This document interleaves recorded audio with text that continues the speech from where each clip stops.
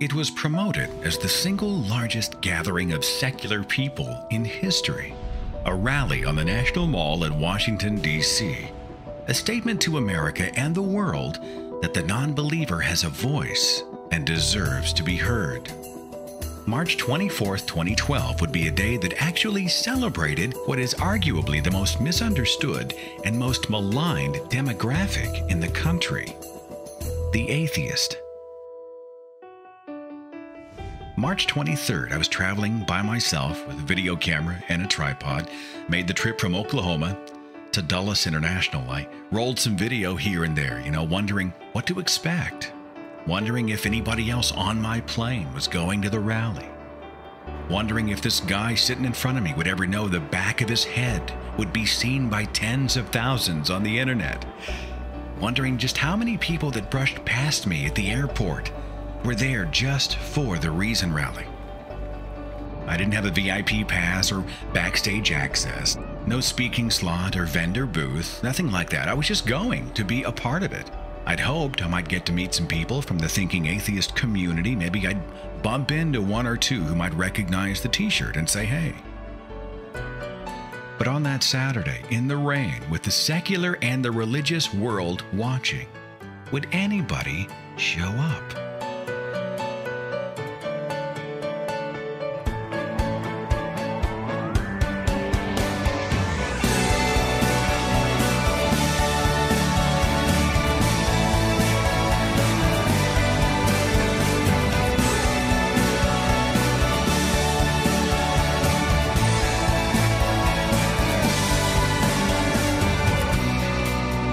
I can tell you there's no feeling like it, standing shoulder to shoulder with people who get it, who aren't standing in judgment of you because you have a mind of your own, who join you in the rejection of the irrational, the false, the destructive, and the just plain crazy, and who cheer scientists and rationalists and educators the way others cheer for musicians and movie stars. It was amazing.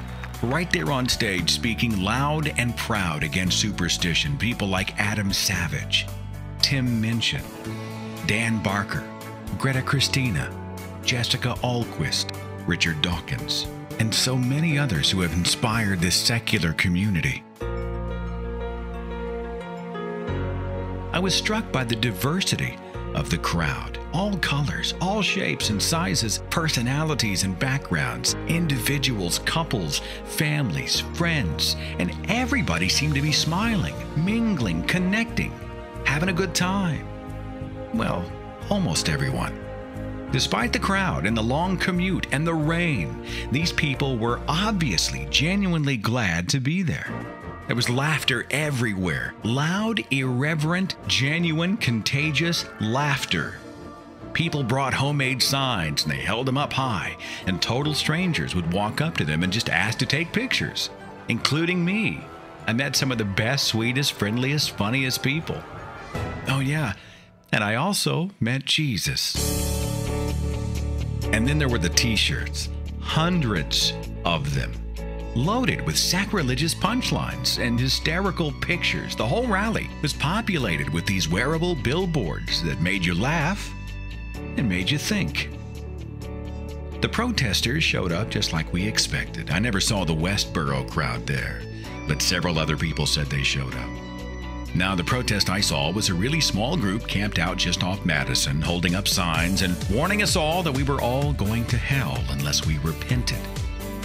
There was some spirited debate, but nothing got out of hand. Everything was totally civil.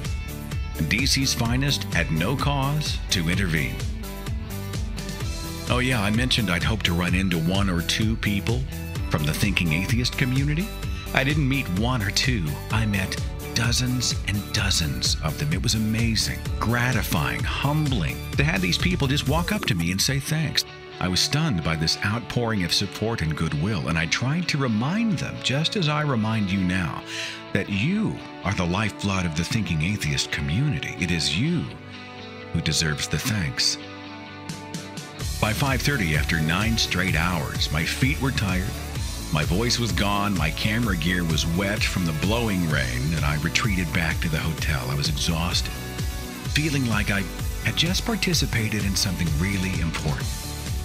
I spent the whole evening with this big stupid smile on my face, randomly bumping into people I recognized in the hotel lobby and shamelessly begging them for photos. Everywhere I went, I had this palpable awareness that I was among friends. And if you'll forgive the cliché, it felt like coming home. Apparently, the Reason Rally got some media coverage, but I checked the major networks and didn't see anything on TV. How could tens of thousands of non-religious people make a statement on the National Mall in D.C. and nobody care? But there were some articles here and there, nothing major, certainly nothing noticeable. If this wasn't newsworthy, what was? Maybe I just missed it, but from my own perspective, it seemed like journalists and reporters had taken their cameras elsewhere. And even today, I can't help but wonder why. Ultimately, though, the Reason Rally was everything I'd hoped it would be, and so much more. It was about the value of living honestly. It was about education and science and common sense. It was about protecting our politics and our science textbooks from fairy tales and fantasy. It was about connection and community. It was about people, tens of thousands of people, secular human beings who came together to represent an even larger group of secular men, women, and young people, looking each other in the eye and reminding each other it's okay to be skeptical, to be an individual, to be comfortable in your own skin, to live your life honestly, to follow the facts wherever they lead, to speak out against ignorance, dogma, deception, and hate, to stand up for reason. I'm so glad I was just a tiny, tiny part of the Reason Rally, and I hope my own limited perspective gives you at least some hint of what that day was like. Oh yeah, I just have to share this. Before I went back home, I was given the privilege of a rather memorable handshake, an amazing finish to an amazing event. Now, I'm sure Richard Dawkins would never remember that brief encounter in the hotel lobby, but as his books and lectures have been so instrumental in my own journey, I can assure you, that is a moment I will never forget.